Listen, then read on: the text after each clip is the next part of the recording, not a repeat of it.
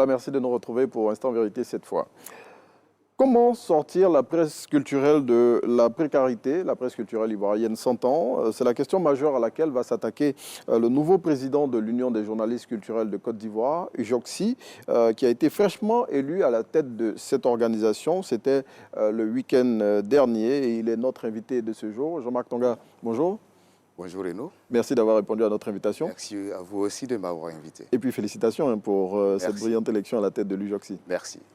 Dites-nous, vous avez été élu donc le week-end dernier à la tête de l'Ujoxi, dans un contexte où on le sait, hein, la presse culturelle ivoirienne est en difficulté. Selon vous, quels sont les plus grands défis auxquels les journalistes culturels ivoiriens sont confrontés aujourd'hui? Pour résumer, je dirais que la presse culturelle, sinon les journalistes en général, sont confrontés à un défi de formation et de renforcement des capacités. Et ce sera vraiment notre, je vais dire, notre premier chantier que nous allons attaquer. Donc, selon vous, c'est ces deux questions-là, formation et autres, que vous avez citées. Et renforcement des capacités. Et renforcement de capacités qui sont à l'origine des difficultés de la presse culturelle? Oui, pour moi. Pour vous? Ouais. OK. Maintenant, dites-nous, l'Ujoxi existe depuis près de 30 ans. 28 ans. 28 ans. Bon, dans 2 ans, l'Ujoxi aura 30 ans. L'Ujoxi est majeur, elle peut sortir de la maison de ses parents. Tout à fait. Pour parler comme quelqu'un d'autre. Mais elle est méconnue du grand public. Pourquoi? Et puis, dites-nous déjà, quelles sont les principales missions de l'Ujoxi? D'accord. Les principales missions de l'Union des journalistes culturels de Côte d'Ivoire, Ujoxi, donc, sont, on va dire, la valorisation et la promotion des arts et de la culture de Côte d'Ivoire. C'est vrai que l'Ujoxi est méconnu du grand public, parce qu'il faut le reconnaître, l'Ujoxi a connu des fortunes diverses.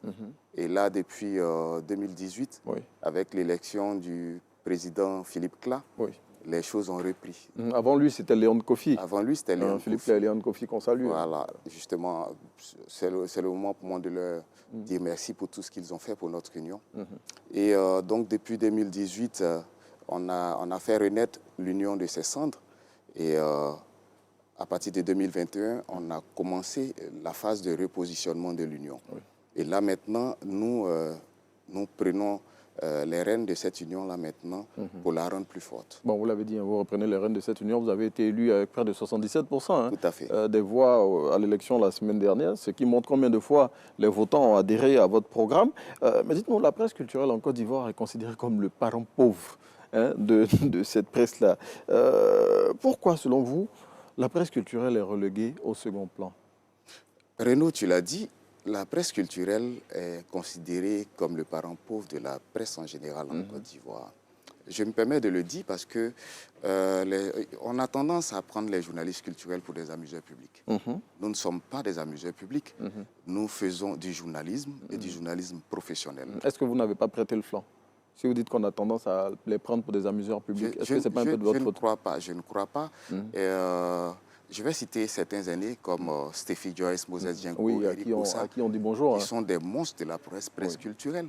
Rien qu'à citer ces noms-là, je me dis que l'on ne devrait pas prendre le journaliste culturel comme un amuseur public. Justement, vous avez cité 2 noms qui ont fait la fierté d'un titre qui aujourd'hui, en version papier, a disparu. Je vais parler de Top Visage. À côté de Top Visage, il y a d'autres titres tels que Déclic Magazine, Prestige Magazine, Select Magazine, des journaux qui avaient pignon sur rue, qui aujourd'hui ont disparu, comme pour montrer combien de fois la presse culturelle est sinistrée dans notre pays. Oui, en effet, la presse culturelle est sinistrée, mais on se retrouve dans un contexte général de ce que l'on pourrait appeler le coma de la presse en général en Côte d'Ivoire. Et cela est dû, on va dire, à l'essor du digital qui tout de suite a provoqué un désintérêt chez les lecteurs. Et donc, tout le monde se rue sur le digital.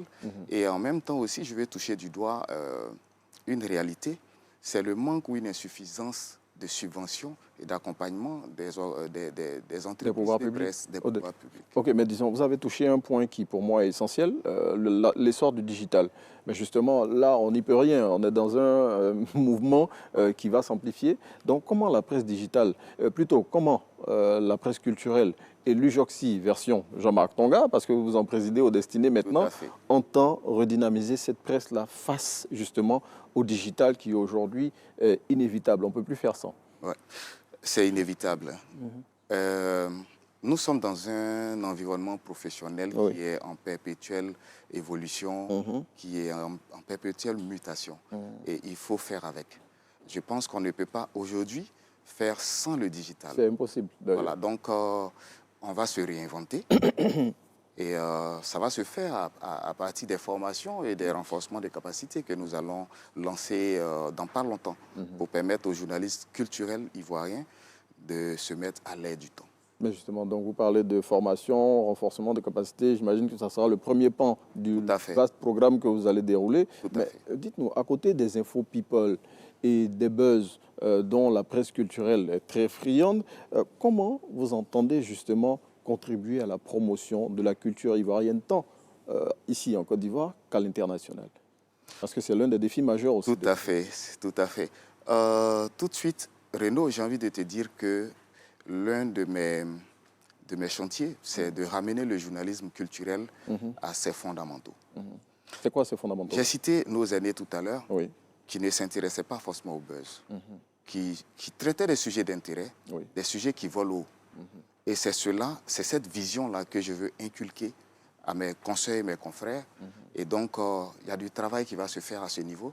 Et d'ici peu, les Ivoiriens seront fiers à nouveau des journalistes culturels. Et c'est à travers notre travail qui va voler haut, à partir de très bientôt, que nous allons jouer notre rôle régalien de promoteur de la culture et des arts de Côte d'Ivoire, aussi bien sur le plan national qu'à l'international. Ben justement, vous avez parlé de permettre à la presse culturelle de voler à nouveau haut. Justement, vous avez parlé de renforcement de capacités, de formation. Bon, je veux dire, quand j'ai fait une comparaison des programmes entre celui que vous avez remplacé et le vôtre, c'était sensiblement la même chose. Mais sur les années du mandat, bon, je ne dirais pas qu'on n'a rien vu, mais les choses n'ont pas véritablement avancé. Sans verser dans la fiction et sans douter de votre programme, quels sont les moyens dont vous disposez justement pour pouvoir dérouler ce programme-là que vous êtes en train de citer? L'UJOXI n'a pas de moyens, nous n'avons pas de moyens. Mais comment entendez-vous justement déployer ce programme-là? Vous n'avez pas de moyens, vous l'avez dit. On a toujours su compter sur des personnes de bonne volonté, des mécènes des arts et de la culture. Des mécènes qui se font de plus en plus rares en Côte d'Ivoire? Pas forcément rares, mais qui ne sont pas à découvert. C'est des mécènes qui aident, qui accompagnent dans le silence. Donc vous allez baser toute votre politique pas seulement sur les mécènes? Pas seulement sur les mécènes, parce que nous avons des projets que nous pouvons soumettre à des institutions, à nos ministères de tutelle, et aussi à l'ASDM, qui accompagne aussi les médias dans leurs activités, les organisations professionnelles des médias dans leurs activités. Donc on a des projets viables et réalistes et réalisables qu'on va leur proposer. Donc je pense que nos demandes et nos requêtes ne vont pas tomber dans des oreilles de sourds. Mais en tout cas, on espère pour vous aussi. Donc, pour vous, dans quelques années, on pourra parler d'une presse culturelle en Côte d'Ivoire à nouveau majeure, qui va permettre justement de véritablement faire la promotion des arts et de la culture en Côte d'Ivoire. Renaud, je me permets de te donner rendez-vous dans 6 mois maximum. 6 mois? Maximum. Donc 6 mois maximum. C'est le pari que je prends devant la nation ivoirienne, devant mes consoeurs, mes confrères, devant les téléspectateurs de RTI1.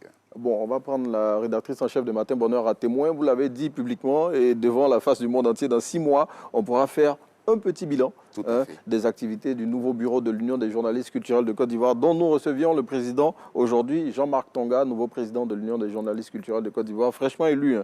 Bravo encore pour cette élection. Merci. Et puis, on se donne rendez-vous, bien évidemment, avec la permission de la rédactrice en chef de Matin Bonheur, dans 6 mois, pour un petit bilan.